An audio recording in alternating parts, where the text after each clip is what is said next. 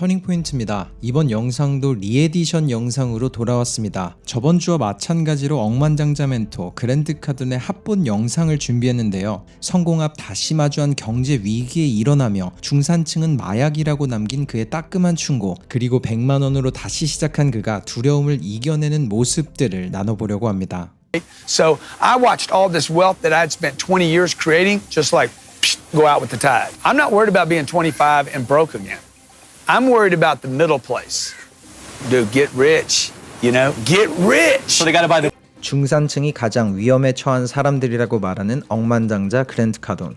10살이었던 그는 아버지를 잃고 방황을 하며 10대를 보냈고 25살이 되던 해 마음을 다잡습니다. 그 후 20년간의 노력 끝 150억가량의 자산가가 되었죠. 하지만 그의 나이 45세, 2008년 경제 위기가 왔고 모아놨던 그의 모든 자산이 하루아침에 사라졌다고 합니다. 40대 중반에 모든 걸 잃었던 그가 다시 일어나서 백만장자를 넘어서 억만장자가 될 수 있었던 그의 마인드셋을 들어보겠습니다.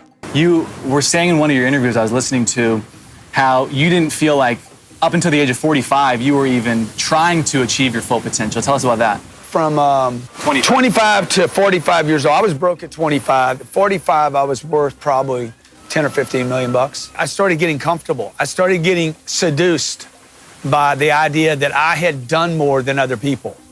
You know, my mom said, oh my God, you've done so good. You know, people, oh, you've done so good. And I started buying the freaking, the pitch. So what happens is on this planet, if anybody that's out there that gets comfortable, you will always be punished for being comfortable. The entire middle class in America should have had their massive wake-up call in 2008 and 2009. I don't know if it's God. Somebody came down with a finger and said, hey, you rested, you got comfortable, let me show you what I can, and they just pulled the rug out, right? So I watched all this wealth that I'd spent 20 years creating just like go out with the tide. When I got married and started having kids, that's when I was like, hey, you need to get your freaking act here on point.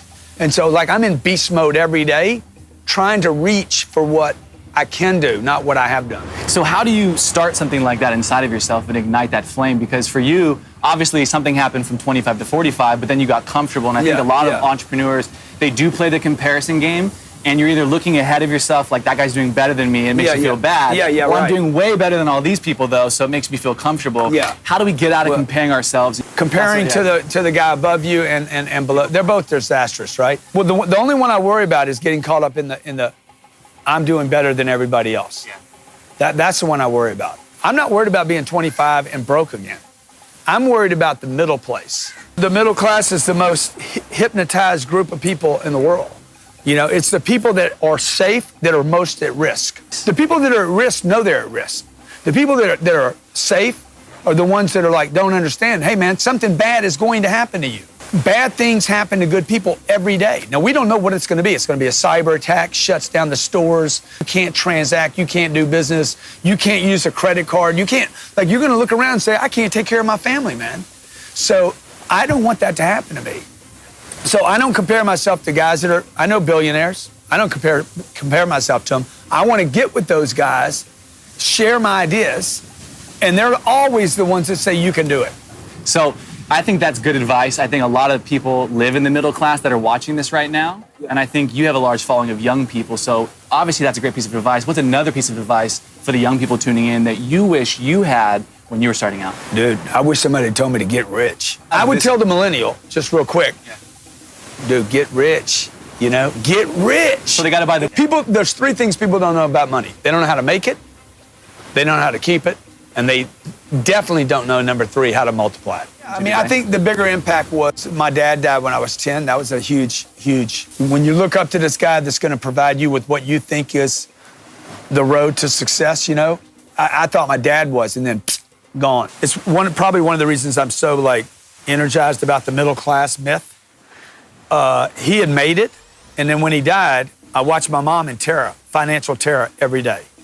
By the time I'm 16, I was so angry that I told my mom, I said, one day I'm gonna get rich. I think there was this grind going on. I'm gonna get rich one day. I'm gonna get so freaking rich that I can help other people. Because really what I wanted was I wanted somebody to help me. So I went to college, man, to get the map.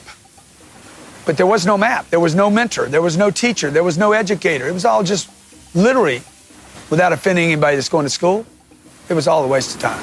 When I told my mom I'm going to get rich one day, don't know how though, life went straight downhill after So that. you went to college, found out it was basically a lie. Well, from 16 to and then- 25, I was doing drugs every day. So I'm 25, I get off of drugs, and I look up and I say, man, I got to get my game together here.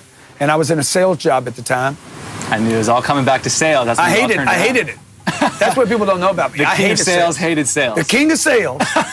But when I was 25, I just made a real commitment. I'm going to become a master at this thing that I hate, by the way. Yeah. Just because it would allow you to have the money to make the choices. Dude, I didn't have any choices. Well, nobody was hiring. There was nothing else I could do. I looked around. I don't want to use drugs anymore. And I'm like, I'm just going to focus on this one thing I hate. And that is one thing that I will give myself a pat on the back for. Like, if you can put your ego aside, you know, when you want to turn your life around, put your ego aside and say, hey, I got this one thing in front of me. I don't even like it. If you can learn to get great at something you hate, I guarantee you will have greatness in your lifetime. 현실에 안주하는 것을 가장 무서워한다는 그랜트 카돈. 그리고 모든 걸 잃었을 때 가졌던 걸 다시 가져오겠다는 마인드를 넘어서서 가진 모든 잠재력을 끌어내려고 했다는 그의 마인드. 남과의 비교보다는 중간에 머무를까봐 자신을 채찍질했다던 그는 끝내 모든 걸 잃은 백만장자에서 잃었던 백만장자의 타이틀을 넘어서 새로운 타이틀 억만장자가 되었습니다. 그리고 그의 꿈은 현재도 진행 중이죠. 이 모든 그의 비밀은 자신이 싫어하는 일도 모든 것을 걸고 최고가 되어보겠다는 마음가짐으로부터 시작된 것 같습니다. 모두는 위대해지고 싶지만 위대해지는 것은 소수입니다. 이 영상을 보는 소수의 여러분들이 자신의 잠재력의 끝을 볼 수 있는 그런 위대한 모두가 되길 바랍니다. I was terrified making that ask. I've asked for hundreds of millions of dollars at one time, and every time I'm still scared. The other part that made me, and having 81 people say, no, kid, I don't want you to wash my car, the market made me. 터닝 포인트입니다. 대부분의 사람들은 고정관념을 가지고 살아가죠. 자수성가 억만장자, 그들은 나와는 다르다. 혹은 그들은 떡잎부터 다르다. 이 편견을 벗길 영상을 준비했습니다. 억만장자인 그랜트 카돈이 가명을 써가며 단돈 10만 원으로 밑바닥부터 90일 동안 백만장자가 되는 리얼리티 쇼의 클립과 게리비의 한 인터뷰 영상을 준비했습니다. From this moment on, Grant can't use their real names, I gotta give you this, their money, this. or their contacts. For the next 90 days, they'll be undercover, starting with only a phone, a truck, and $100 in cash. 그랜트 카돈에게 주어진 것은 현금 10만 원과 낡은 트럭 한 대. 그는 가지고 있는 현금 10만 원을 쓰지 않고 잘 곳을 구하기 위해서 수많은 캠핑카가 진열된 캠핑카 판매장에 가기로 결정합니다. 가지고 있는 10만 원에 안주하지 않고 이 돈이 없다고 생각하면서 돈 게임보다는 인맥을 먼저 만들기로 결정합니다. How's it going? What's your name? Ryan. Ryan, I'm Lewis. How you doing, Lewis? So I don't know how I can help you. I don't want a handout from anybody. No. I need a place to live. I need a job. I need money. What's needed here? What's needed here? Yeah. I have every single something I need. Oh, really? But one of my good friends is, I mean, he owns 7 different businesses. Who is that? Will Let me succeed. get that name before I forget. Matt Smith at Snap Fitness. Matt Smith is going to be the one. I love that. So are you you're in your house right now renting? What are you doing? No, I just got to town today. You Literally just got down today. today. So I need a place to sleep tonight. Okay. As far as a place to stay, And I don't want a handout. I No, I understand whatever what I you're can saying. do. I don't want, I can be security here, clean up, whatever you need in exchange. okay. I was terrified making that ask. I've asked for hundreds of millions of dollars at one time, and every time I'm still scared. I can probably come up with a place to stay for you. It'd be in a trailer sitting outside. But better than what I got right now. It is tough to take a chance on just somebody, but he's respectable, he's respectful. I'd rather take the chance on the possible good. Dude, I cannot thank you enough, bro. Like, everybody thinks they need money. It don't take money. It takes courage, creativity. Anybody can do what I just did. Anybody. The whole premise is based on one thing: people. You have to meet people. You cannot get anywhere without people, other people. You can't be the only source of positive reinforcement. Had I never gone outside and my mother did everything she did, I don't think I am who I am. The other part that made me was ringing doorbells and having 81 people say, no, kid, I don't want you to wash my car. And having 6 of them say, yes, kid, I do want you to wash my car for $5. I think what also made me was standing on a lemonade stand from 6 to 13 and watching 99.9% of the cars drive by my stand and not react to my great steins and not stop and buy my lemonade. I think what made me was 100 out of 105 people said no to shoveling snow. The market made me. All those no's became enjoyable. 2명의 억만장자는 아직도 거절을 두려워합니다. 일반적인 사람들과 다를 것 하나 없는 똑같은 사람들이죠. 그들도 무언가를 물어볼 때 겁을 먹지만 거기서 멈추지 않고 도전합니다. 그들이 계속 도전하는 이유는 뭘까요?